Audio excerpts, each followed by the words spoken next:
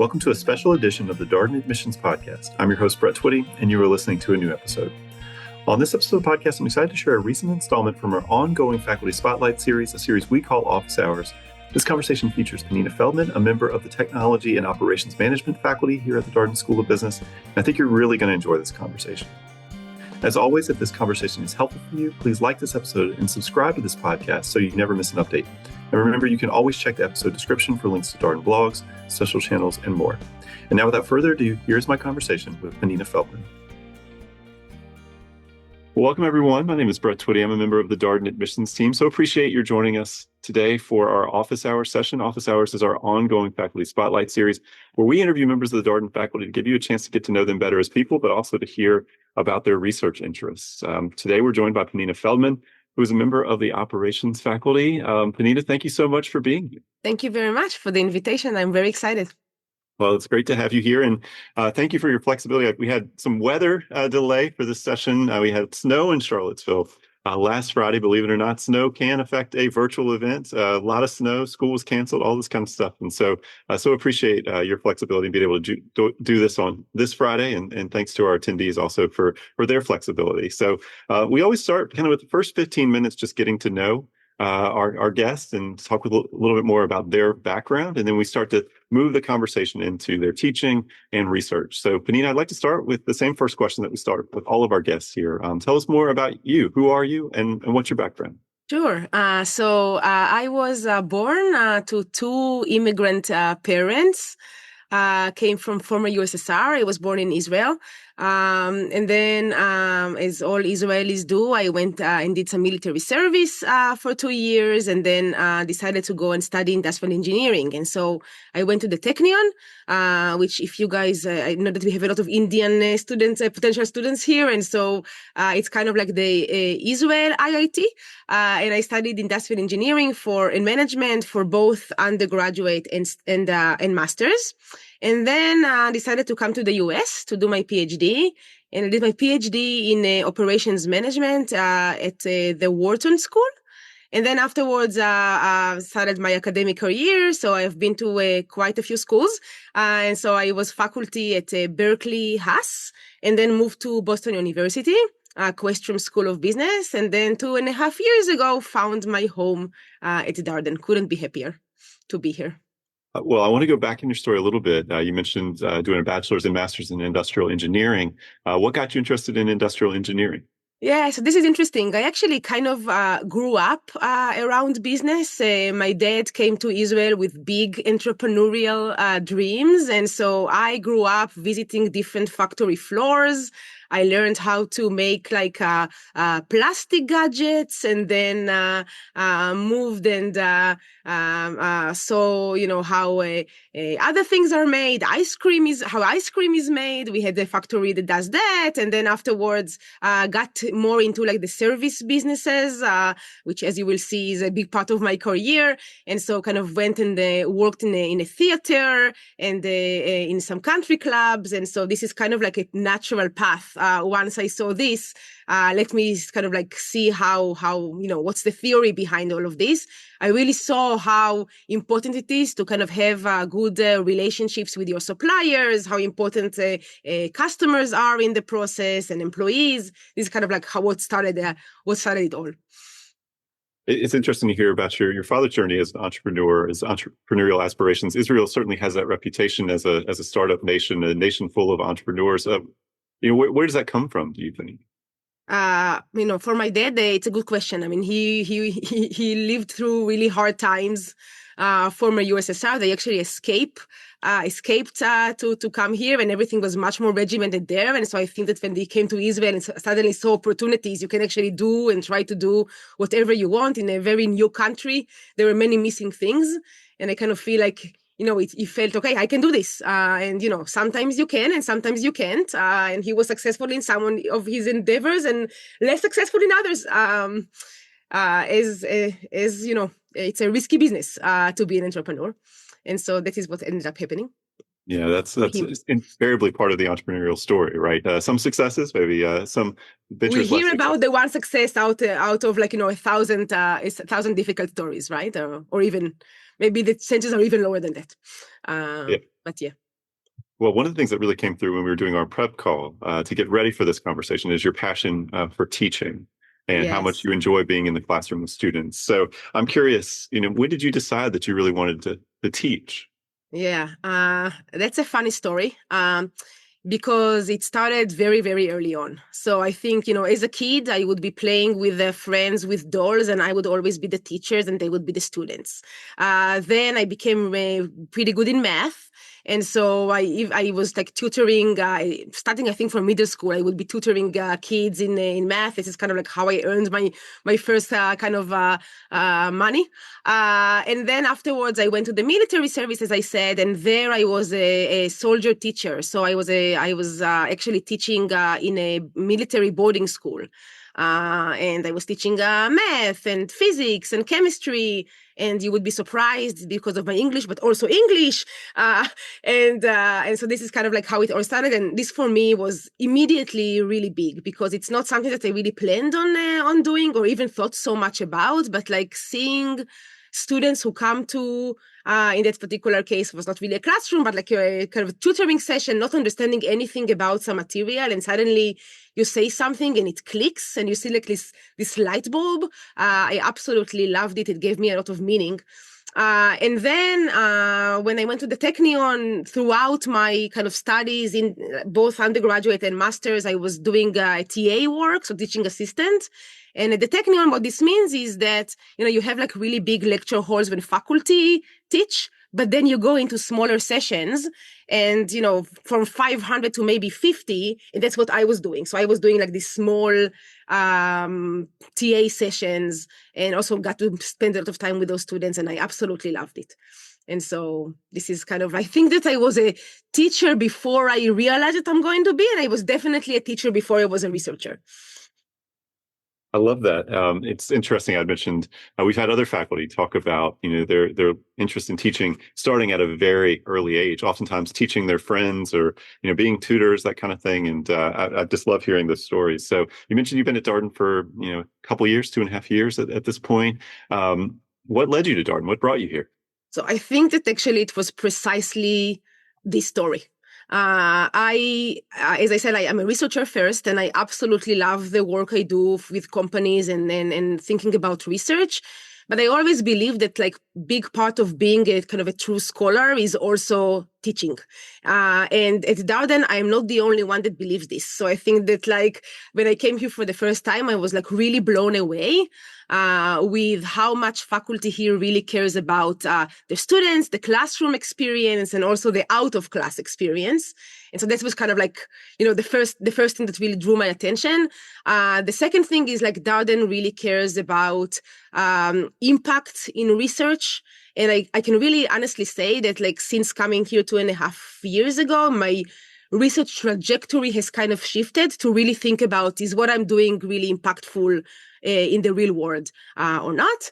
And then finally, and this is really, you have to see it to understand, we have a very special community here.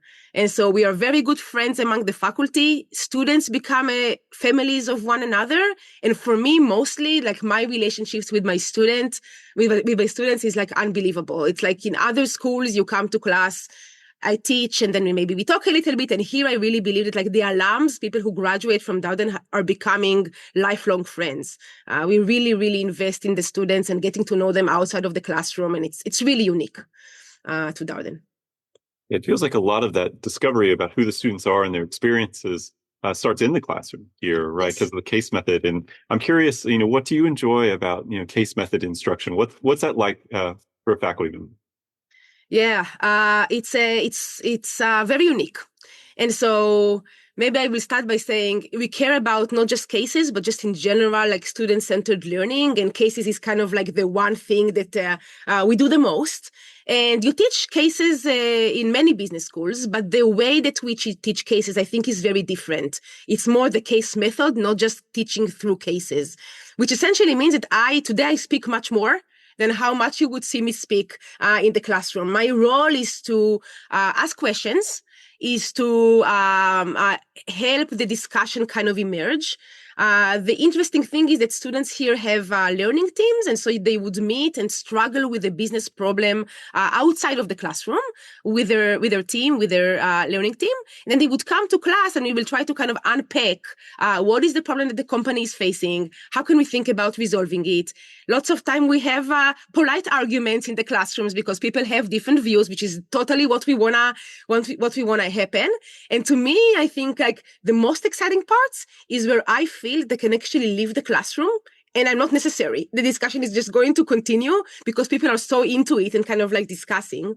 It's really, really unique. It's really amazing how we have like, in core courses, 70 students who come together to the classroom with very different backgrounds and can come up with a punchline of the case by themselves, with me just kind of like leading it, being the conductor, but not really the instructor. I don't really teach.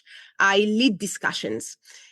Trusting the students is something that, like, when you come here from a different place, can take you a few minutes. Can we really believe that they can come up with this? Yes, they can. So, like, if you come here, trust yourselves. It's magic. It is magic that is happening in our classroom. The energy and the ability to kind of like come up with solutions on your own without a lot of kind of like leadership or kind of like lecturing from us. Yeah, you made the good point that it's not just about cases, it's about student-centered learning. And I'm curious what that means to you as someone who's designing, electives or leading a core class. What does student-centered learning mean? It's really meeting students where they are, right? It's trusting in the process. It's knowing that every person in class has something that they can contribute to the discussion. Sometimes you come to let's say, an accounting class and you know nothing about accounting, and that's fine. And sometimes you come to an accounting class and you have been in accounting before, and we still expect you to come to the class and kind of like help teach other students what to do in accounting, right? Like, we are the idea that it's not about me. It's about the class, and I can teach two different sections. I usually teach section B and section D in core, and I will teach two sections. And for me, it's very hard to prep because what happens in the classroom is student-led. It's like how students want to have the discussion happen. It's not that I can kind of do play and then stop, and the two sessions were going to be exactly the same. It's going to be completely different depending on how the 70 students in the class are leading the discussion. It's very unique. It's very, very energizing. It's really great. You have to, again, be here to experience something like that. Yeah, and we have class visits for folks who want to come and see this in person, both Yes. here in Charlottesville as well as in Roslyn. For those of you who are looking at our part-time and executive MBA programs, it's can be difficult to describe, so it's really great to come and observe and see it firsthand. Highly recommended. We love having visitors and guests in our classroom. Absolutely. I want to come back to something you mentioned about your preparation for class. And so I think sometimes when people hear about the case method, they think it's just improvised, but there's a ton of preparation the faculty have to do to be ready to facilitate these conversations. What does that look like for you? Yeah, let me explain why it's a lot of preparation. So we need to know the case very, very well. But that's not enough because you guys are really the ones leading the discussion. I cannot just memorize a list of questions to ask and come and just do play and stop. Every discussion in the classroom can take many different ways into getting to the point that I want the students to get into. And so it's very difficult. I have to think about, and what if they say this? And then actually, what if some other students are going to take it to another direction? I still want to be able to come out of the classroom. It's not improvisation. There are maybe like 5 different takeaways that I want students to come out of the class. So it's important for me to know, how do I get to these 5 main takeaways, even though the students are the one that is kind of like pulling in some different directions. And so, yes, we prep a lot to come to class ready. Yeah, that's something I really enjoy. So you have the students doing preparation and you have the faculty doing preparation for the class, and then obviously meeting in the classroom. And to your point, no two discussions are the same. That's one of the things that's really, I'm sure, very interesting for the faculty. Even if you taught this case 20 times, the next conversation will likely be different in some meaningful ways. Completely different, yes. And so, okay, so now we're going to talk a little bit about your courses that you teach your here at Darden. For folks, if you do have questions as we go along, please feel free to ask via the Q&A. We always get a few more questions than we can actually get to here, but always interested to see what's on your mind and what you're curious to about from Pnina. So you're a member of the Technology and Operations Management faculty here at Darden. What drew you to operations specifically, Pnina? Yeah, so it's actually a pretty natural path coming from industrial engineering. And so when I decided that I want to do a PhD, there are essentially two main options that are a natural path. One is just to go continue with engineering and do a PhD in engineering school, in industrial engineering or operations research. And the other one was to go to a business school and really focus on operations management. And for me, I think because of my background, I really enjoy real world problems, like really trying to engage with what companies really struggle with. And a business school is a better place to do it compared to an engineering school. And so did that and never regretted that path. I'm curious. One of the things that someone's asked about here is how theory and sort of practice mix in the Darden classroom, right? And I'm curious if you have a perspective on that, right? We are a school of practical affairs, right? The focus is on actual practitioners, but is there a space for theory in these conversations as well? Yes, there's definitely a space for theory. And I think in terms of theory, we teach broadly the same theory that you would get in other business schools that don't do case method. But the way that we teach theory is really through cases. And so you can imagine, for example, I teach operations. Let's say that we are gonna in core, we will teach you something about process analysis. There is some calculations that we will have to learn how to do by doing this, but I will not use any slides. So I'm not gonna lecture these calculations. I'm gonna give a tech note where you're gonna read the tech note together with your learning team, together with the case that we are going to expect you to figure out how to really use the tech note in that case. And then when we come to class, students are going to explain to each other how did they tackle the particular problem for the company using the mathematics that you have in the tech note. It's brilliant. It gives you classes a great opportunity to test your understanding, right? To actually apply what's in the tech note, to see what you understand, maybe what you may have missed. And then, of course, there's another step in the Darden learning process after class that's reflection, right? You're reflecting on the class discussion. What do you anticipate? What do you miss? And how do you want to approach the next case that you read? Yep. And I think that's especially interesting and important because the learning teams are not by section, but they are across sections. And because every session is depending on, even my sessions are going to be different depending on how they were led, coming back and actually reflecting and even asking, what happened in this classroom versus what happened in that classroom can really kind of close the loop on the understanding. So I really believe in this reflection part of the case method. Yeah, it's an important part in the Socratic learning environment to really sort of think about your approach and how you want to adjust. So I want to talk about core and then electives. So Sure. Darden is a general management program. All students take a core curriculum and then they move into an elective period. That's the structure of all of our MBA programs. And so, Pnina, you teach operations in the core. Tell us a little bit about what that course is about. Yeah, so operations is really not about what you do, but it's more about how you do it, right? And so we have two core courses in operations, two parts of the course. And really the idea is in the first core, we take kind of like a process view of an organization. And we ask, how would you design, how would you manage, how would you improve a process in an organization to be able to create value and to be able to kind of have a competitive advantage. And then in the second part of the core, we continue with this kind of idea of process, but we add uncertainty and variability in, which is really very real world. And we ask, for example, how would you make inventory decisions, or how would you make capacity decisions when you have this kind of uncertainty in demand or in supply? And then finally, we also talk about kind of more strategic aspects of operations, which is supply chain management. Oftentimes, companies don't work in silos, and so not in a vacuum, and they kind of have to think about how do I engage with other companies, how do I engage with my suppliers, how do I engage with my customers. So we talk about essentially issues of information and incentives within a supply chain. I think that ops used to be pretty uncool, maybe until COVID. But then when nobody got toilet paper, we all understood how important it is to know how to manage supply chain correctly. So we have necessities in our house. Yes, I think we all talked a lot more about operations, and we learned a lot more about the supply chain and bottlenecks at various points. For example, in everybody kept talking about that port in Los Angeles where there were just Yes. ships backed up, and oh gosh, there's so many things to talk about. I think we all learned a ton about operations during that period.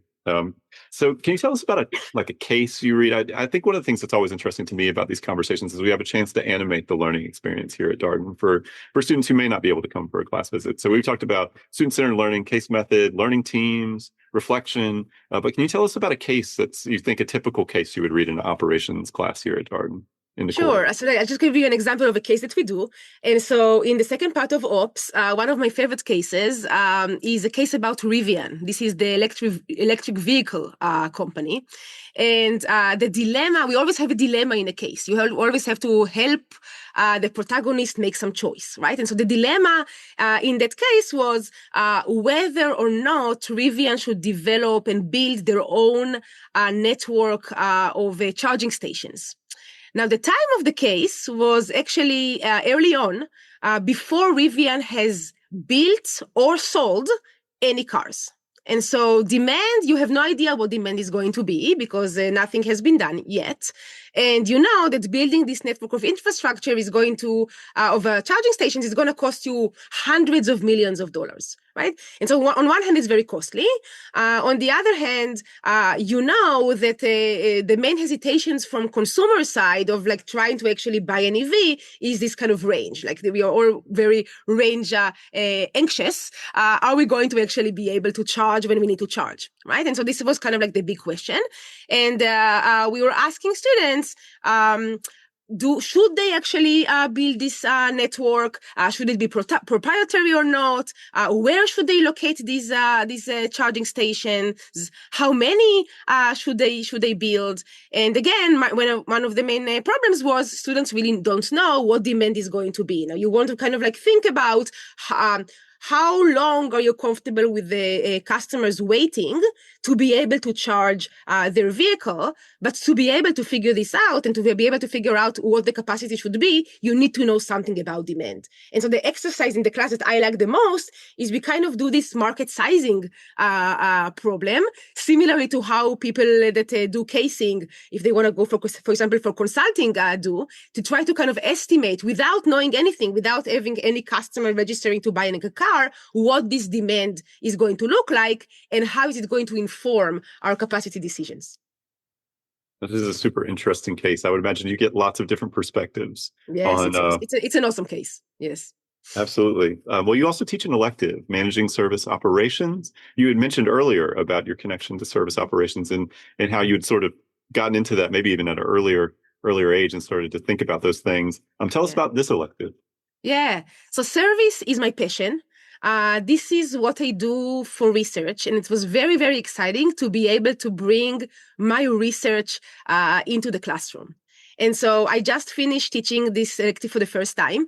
And the exciting thing about this elective is we are talking essentially about service organizations.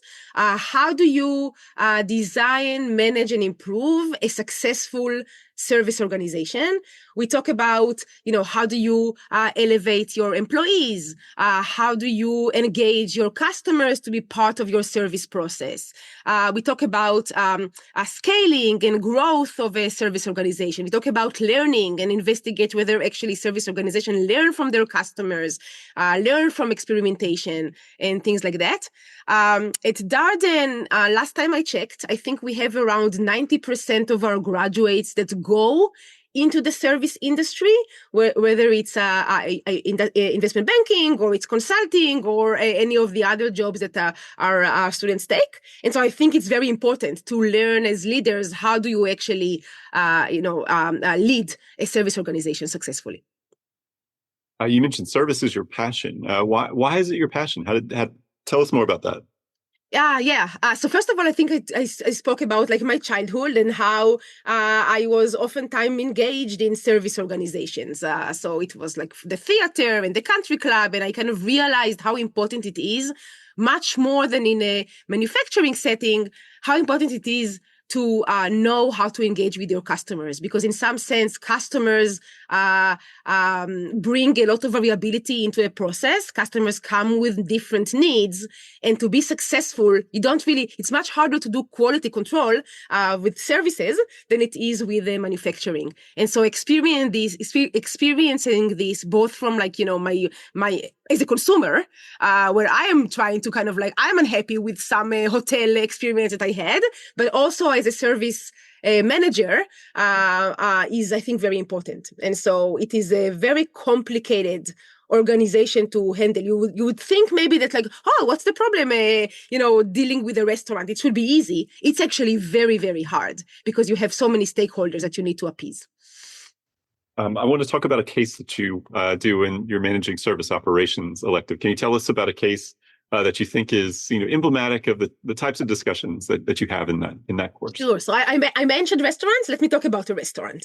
And so this is a case that I wrote about a restaurant in Charlottesville called Vision Barbecue. So it's as the name suggests, a barbecue place in Charlottesville that has been struggling to manage both types of consumer segments, because they sell their barbecue to dining customers that come to the restaurant and want to eat in, but they also sell their barbecue through this kind of platforms, right? Like DoorDash or Uber Eats or Grubhub. And the issue with that is that normally we are fine. But sometimes when we have a lot of demand, peak hours, maybe like Saturday afternoons or Sunday afternoons, it becomes very challenging. And I'm sure that you have some familiarity with this, right? Like you would go to a restaurant, there are many people there, and you order your food and you wait and you wait and you wait. And then you see the food is not coming, but you kind of like raise your head and you see a line of drivers waiting to pick up those orders. And that can be very frustrating if you're a dining customer. And that's essentially the same issue that Mike Belvins, who's the protagonist of that case, that's the issue he was facing. It was really difficult for him to handle this peak demand times. And the problem is that to realize is that these delivery customers impose some negative externalities on the dining customers in times that are peak demand. And so the main question is, what should he do? How can he actually resolve this issue, where really what he cares about most is these loyal customers that come and dine in the restaurant? Something really special about this case for me is one, it's based on a research paper that I wrote about restaurants in general and the relationship between restaurants and food delivery platforms. And the second thing is that it is a case that I was writing with a student, an MBA student, as part of an independent study that he was doing with me, which is also something that we offer here at Dutton, which is very cool. Yeah, we certainly know that independent studies have been growing in popularity with students as an elective opportunity. The opportunity to, for example, write a case, work closely with a faculty member. What's it like to work on a case with a student? Yeah, so you have to ask Jeremy how much he enjoyed the process, but I definitely really enjoyed the process. I think that mainly if you're interested in a topic and we potentially do not offer such an elective for you, you can really come to a faculty member and offer a particular opportunity to study more. And it can be, I think most of the time it ends up being a case, but it doesn't have to be a case. It can be something that relates to a little research that you want to do, or something that relates to an internship that you're going to go to.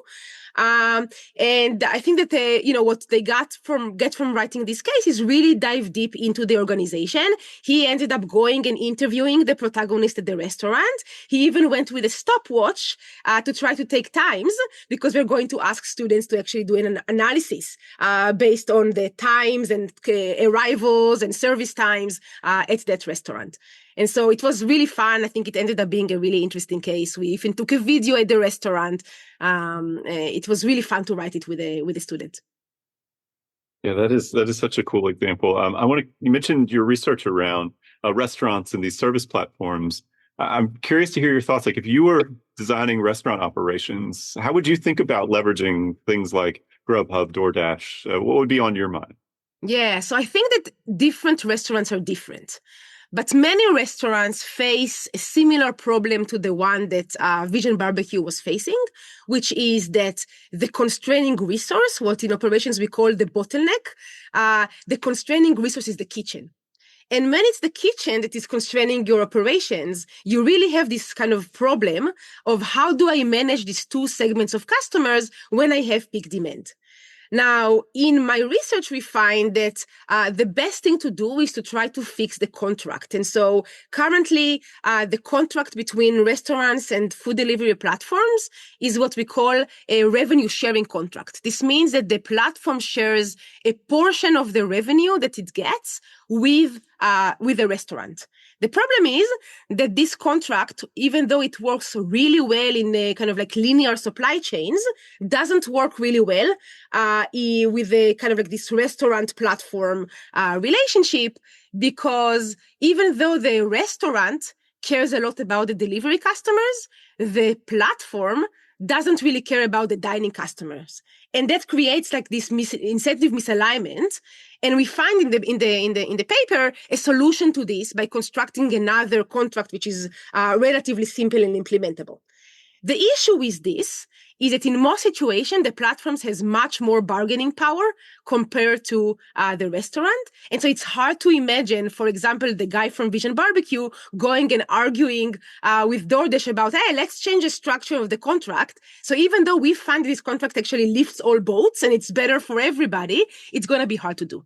And so there are other ways in which you can essentially try to increase the cost on delivery customers in situations that are in peak demand when you cannot both serve both types. And so, for example, you can think about trying to change the order or the sequencing of the operation, give priority more to the dining customers versus the delivery customers. It's going to increase the cost on the delivery customer. You can increase the prices on delivery. It's also going to make demand kind of drop. Or what very often is done, you can just block the delivery channel on the app whenever you feel like you cannot actually sustain only the dining both segments. And so these are kind of solutions that can be done. None of these solutions is as good as fixing the contract, but sometimes reality trumps research a little bit, right?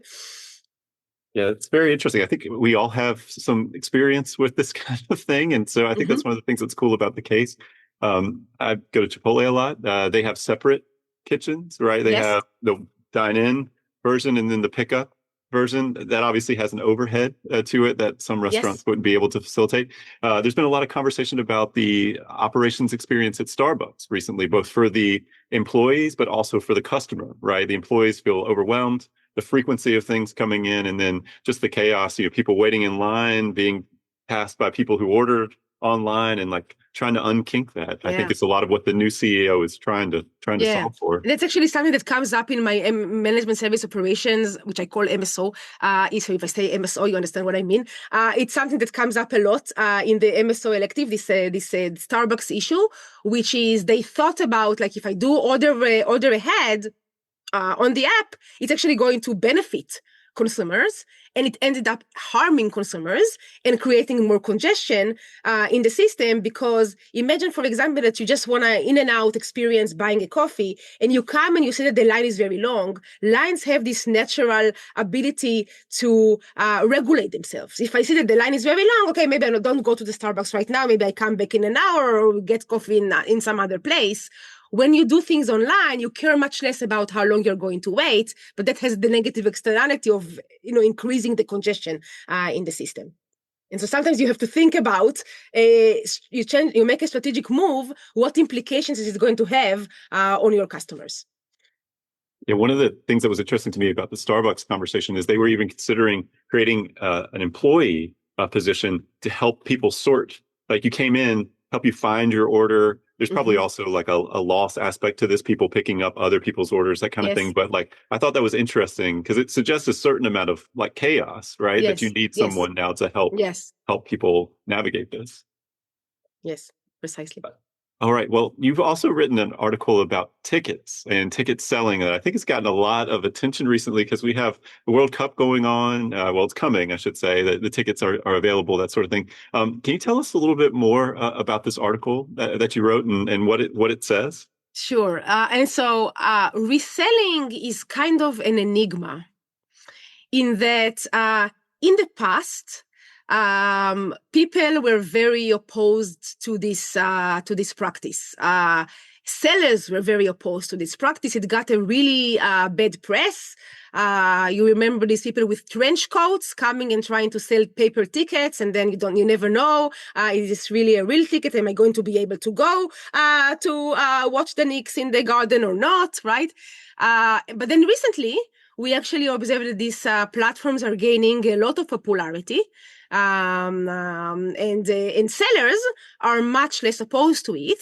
And they even start engaging with those third parties to try to sell their tickets through those third parties and essentially enable and encourage reselling.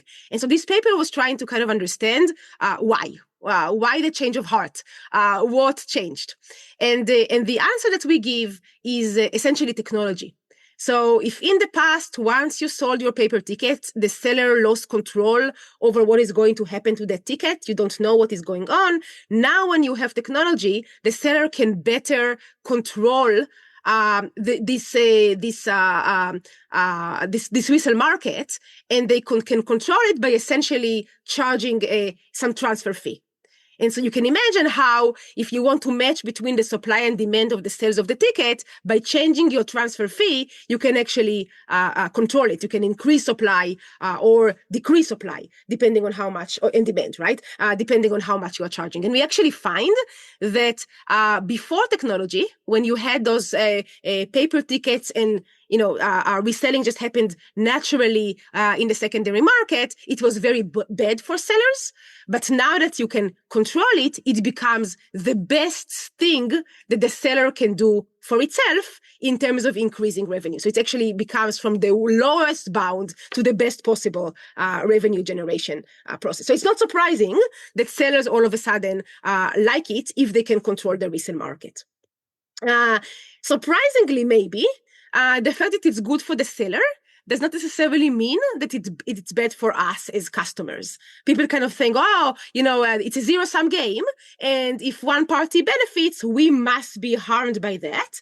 This is not necessarily true.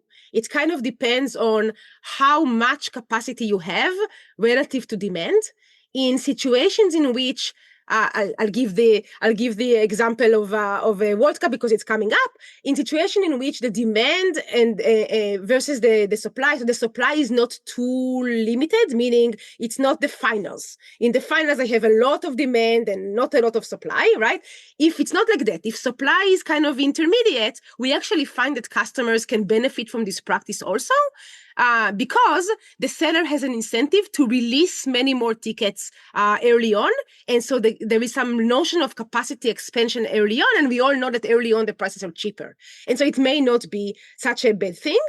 The second thing is that customers now have this kind of peace of mind, almost peace of mind, that if they buy the ticket early and they end up, something happens and they end up not wanting to get to go, either because of personal reasons or because it ended up being a match that they don't actually want to see, they have this recourse, right? They have an opportunity to go online, list their ticket and try to sell it and recoup at least some of the original price that they paid for.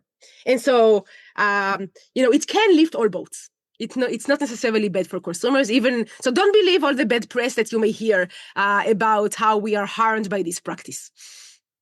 I think it's such an interesting article because I think even when we started talking about this, I was probably a little bit more in that zero sum thinking, like if it's good for sellers, how can buyers benefit from this? And I've been persuaded. I do think, though, that this is like a little bit one of these really hot topic conversations. When people think about affordability or access, like this is one of the things that comes up. Can you believe how expensive it is to go to X, Y, or Z concert or event? Yes.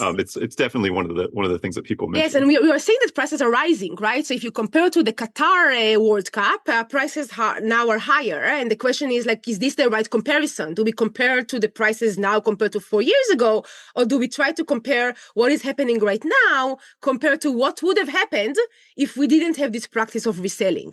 And my bet is that, of course, we cannot run this counterfactual because this is what is happening. But my belief is things are going to be even worse if you didn't have this possibility to resell your ticket.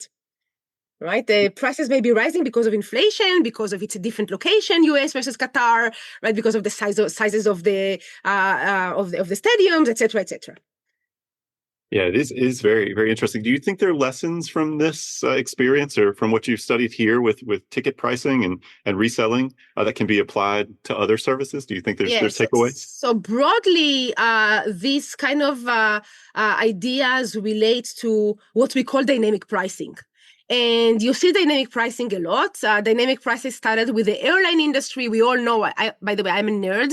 So whenever I take a flight, I would ask the person next to me, hey, how much did you pay for your ticket? And it's never the same as how much I paid for my ticket. This is dynamic pricing, essentially in action, right? And so it applies to airlines, it applies to hotels, it applies to car rentals, it applies to ride-hailing platforms, right? Like you see prices change to better match between supply and demand very frequently.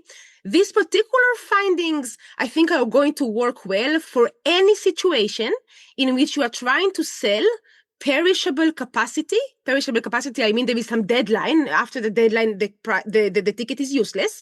So if you're trying to sell perishable capacity over time, and again, our findings show that technology is key. So if you have an industry in which you have the technology to allow a seller to control this resale market instead of having essentially a free-for-all, you can apply this finding.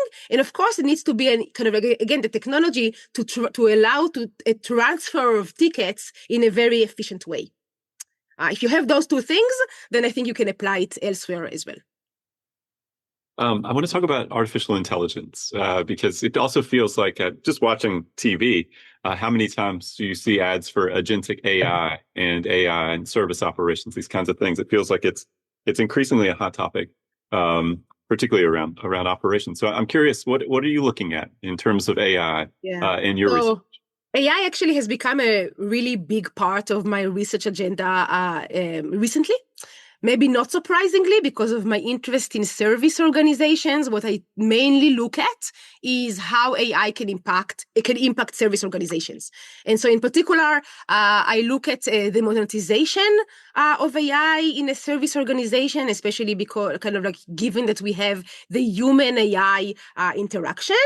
And maybe my pet project, the one that I am the most excited about right now is I love education and I believe in AI and I believe in AI in education. And so I'm working on a new project that tries to kind of see what can be positive aspects of actually incorporating AI in particular K-12 education. That's interesting because I think some of the things that you hear about with AI and education is like essentially every student has its own tutor. You could basically work closely with AI, could help you clarify your understanding. Obviously, you don't want to use it as a shortcut. Yes. So how are you thinking about it in education? Yeah, so that's exactly the key, right? So the worry is there is this trade-off. You can rely on AI, in which case you maybe are not going to learn. And there is some research by other co-authors that have shown that those co-authors have shown that AI can actually deteriorate learning because students may rely on it.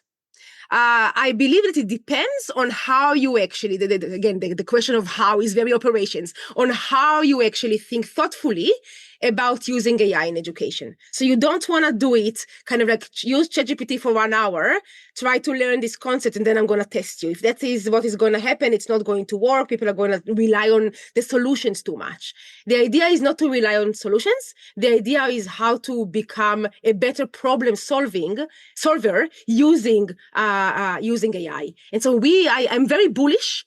I really believe in the ability of AI to help many things, but also also education. But I think that thoughtfulness here is really key. So you have to kind of like really carefully think about how do I design the use of AI in the classroom to almost mimic a teacher in the classroom. To sometimes teachers, as we know, are, it's a scarce resource. We have many kids and teachers are overburdened.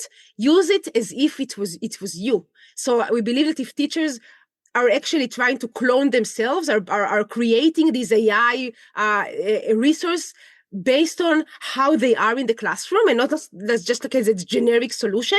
It can actually really improve learning, it can improve engagement, and it can improve satisfaction. So I'm about to run this randomized controlled trial to really see how this works. I have no solutions yet, but I have hypotheses that I actually really believe in, and we'll see what happens. I'm curious about how you think about incorporating AI into your own classes. This is something that we get asked about by prospective students all the time. AI, what's happening here at Darden? There's certainly a lot, and increasingly a lot around AI. But what does that look like in your own classes? Yeah, so it's still early stages, but I think that the answer is very similar to the answer I just gave about K to 12. So here is, I think, a good example that I think can bring it to life. At Darden, we are very unique, right? We teach with cases. And the one way that I was thinking about using AI is I can, instead of having a written case, we're going to give an AI case. And so students are going to maybe even think more critically about it, because instead of reading a 10-pager, they're going to come to the AI. The AI is going to be a protagonist. We may even have 5 different protagonists talking about the same case. And students will have to come up with the questions of what do I want to learn from this protagonist? They have to come up with those questions themselves. So in some sense, it is actually, it is more thought-provoking than reading the material in a case where we give you all the tables and all the data and all the stories. You will have to think yourself, here is my problem. What questions am I going to ask the AI? And different stakeholders may have different ideas. So maybe one AI protagonist will have a different idea compared to another AI protagonist. As you can see, it requires a lot of thoughtfulness from the particular instructor. You have to actually develop this to be useful, right? But it almost mimics real life in some sense better than how those written cases do. Because if you go off and let's say that you go to consulting and you have a project, you have to go and interview different stakeholders at the company. The AIs are your stakeholders. You have to think about what to ask them. Nothing is going to be written for you. So this is why I think that the future is actually very promising, but you have to be very thoughtful and put guardrails into how you actually do it. Very bullish about it. I love hearing that, because we get asked that question by prospective students. I always share that Darden faculty are not just going to add AI to their class to be able to say, oh, we're doing something with AI. There's going to be a lot of intentionality, a lot of thought behind it, because of the care and regard for the classroom experience and for the learning experience. Yes, we are very worried about the classroom experience being essentially killed because of AI, right? If you kind of try to find information, by the way, this is true also if you try to Google the case, right? But like if you try to find information and you come to class and you already know the answers, we are not looking for answers. We are looking for discussions. We want the answer to be revealed at the end of the 85 minutes and not in the beginning. And so that I think that changing this mindset of participation is not about knowing the right answer, but it's about what right questions to ask. That's what we really value here at Darden. And I think that this is also what companies value in your career and in your futures.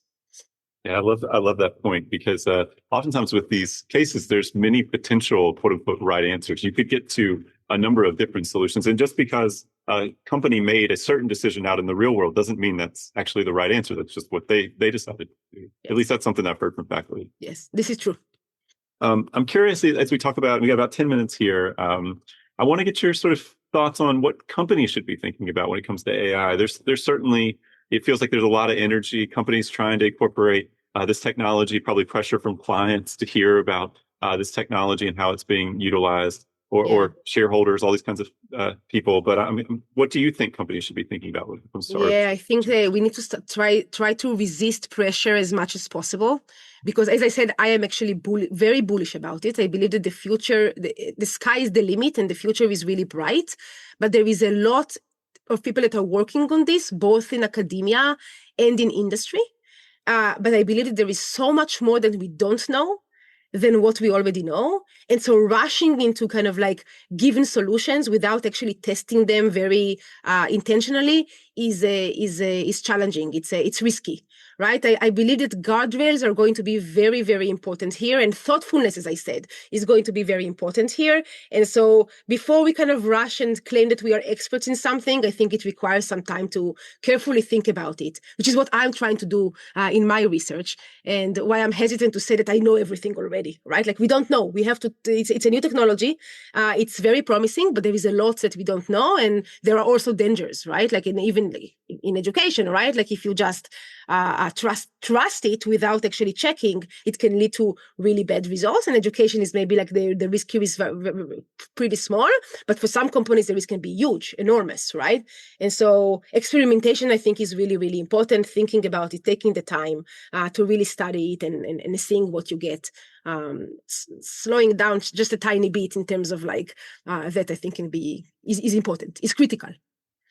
Yeah, it's interesting to me just thinking about just the evolution of this conversation at a national or even global level. How much did we talk about artificial intelligence even 3 or 4 years ago? Then ChatGPT comes along, and just where we are now. Mentioned advertisements on TV, and just so much focus. You have conversation right now in New York Times, I think today, about OpenAI versus Google. Google making some progress. The pressure between these two companies as they compete for quote unquote dominance in the space. I mean, it seems to be so top of mind, so forward. And all of this has happened relatively recently, it feels like. Yeah. Yeah, and it's going to continue to happen. I'm pretty sure that if we have this conversation a month from now, I'm going to be saying potentially different things, right? We're going to learn more things. It's crazy how quickly this technology is evolving. I'm curious, are there any use cases as you think about, AI and service operations, any use cases that you think are interesting to further explore? Yeah. So, as I said, I think the sky is the limit. I think the thing that we are seeing already amazing success with is coding, right? It is doing an amazing job with coding. I can say as a researcher where I, in the past used to spend a week trying to code some stuff for my own research. These days it takes me an hour maybe, and this is including testing and trying to figure out whether there is some hallucinations there and all of that. So that's like the obvious answer. It is very easy. I don't know what is going to happen to computer science degrees going forward. This is also something that is remain to be seen. Personally, I spoke about education. I'm a big believer in as I said, in that, especially because of the operation mindset and knowing how there are teachers that are overwhelmed and overcrowded. And finally, healthcare, right? So I really believe that we have so many problems to solve that we don't know how to figure out. And who knows, maybe there's going to be a cure for cancer soon, because we all know that these things are about patterns and trying to kind of do some pattern recognition, and AI is great at that. And so I'm very optimistic and really hope that we have some good results in the healthcare domain also. Even not thinking about curing cancer, you can just think about hospital operations in general, right? You have nurses that are overworked, you have doctors that are overworked, that have to spend a lot of time next to a computer writing end of visit summaries. Instead, if AI can help, we're going to have much more time. The nurses and doctors can actually spend with patients, which is really what I think where their passion lies. And so healthcare, I think, is another thing that we can see, hopefully, a lot of progress in. Yeah, the healthcare example is an interesting one to think about because, with digital records becoming the norm, oftentimes when you see your primary care physician or a doctor, they're typing the whole time that you're talking with them, which can feel very sort of impersonal, or like make you kind of feel like if you're even being heard at all, right? And obviously they're hearing, listening, but maybe it's just a weird experience, I think. And so that's an interesting thought. And there's also this thing of like trying to get the patients to actually express what they really feel and what they really need, and maybe looking at the person at the eyes instead of being busy like recording what he's saying is going to make them be more forthcoming, right, with their symptoms and their stories. We got a couple questions just about the learning experience here at Darden, and I've got one more question for you, Pnina. So one question is just about like what does homework look like for these case discussions? And we talked a lot about about the experience and it's like being in the conversation. But what are you assigning students to get ready for one of these conversations? Yeah. So we always, let's imagine that it's a case class, then you will get the case ahead of time. Sometimes, depending whether it's more qualitative or more quantitative, you will also have a tech note. And then we will write very pointed questions to help you think through this case. So imagine like between 3 and 5 questions. Again, sometimes qualitative, sometimes quantitative. And our recommendation is to first try them on your own. So like read the case, think through it, have some ideas about the case, and then meet with your learning team. And so this is something that we very much believe in before class. And as a learning team, you discuss what the case is about and how you are thinking about essentially these questions. And then we come to class. And now hopefully everybody has something to say about this because they thought about it themselves. They also have thought about it in their learning teams. And then the conversation essentially happens in the classroom. Yeah, thank you for walking through that. We have another question about what about for students who have, deep background in the particular topic of the case, or they did this day in, day out at their job, or maybe even their company is the company that the case is based on. How do you get them to sort of get out of the way that they always thought about a particular kind of problem and sort of embrace new learning, so learning from the other people in the classroom, or maybe a different theory or approach here? How do Yes, you? we absolutely love it when students come and they know what the case is about. And I personally always know, I have the resumes of all my students. And so before I meet them, I learn their resumes. And if I teach, for example, a case about, let's talk about Rivian that we just talked about earlier today, and I find that some student has worked at Rivian, or maybe at Tesla, or maybe at another EV company, right? I will always not wait for them to raise their hands. I will always approach them and kind of ask them to share their points of view about the case. And so this is what we always do. And yes, sometimes the realization is from the student themselves that what they thought about being essentially the absolute truth may not necessarily be the truth. But this kind of change of mindset is very valuable. And bringing this experience to the classroom is also very valuable. Like I love it when the students have more experience with a particular company than I do. Then I learn something also. Great point. Well, last question for you. We always wrap up with the same last question. For folks who've gotten interested in what we talked about here today, service operations generally, I wonder, are there a few books, maybe 3 books you might, or additional reading you might recommend for folks? Sure. So I'll give you one on pricing, because we talked about pricing. I'll give you one on hospitality in business or services, and I'll give you one on AI. So the one on pricing is a book called, it's a classic. It's called The Future of Pricing, How Airline Ticket Pricing Has Inspired a Revolution by Andrew Boyd. This is really a book that explains how revenue management has saved the airline industry, and also how you can use revenue management in other industries. So that relates to the conversation about pricing. On hospitality, there is a book called Setting the Table. It is an autobiography written by Danny Meyer, who's built really a restaurant empire. And he's talking about the importance of essentially listening to your employees and listening to your customers, and how to have a service organization that is successful.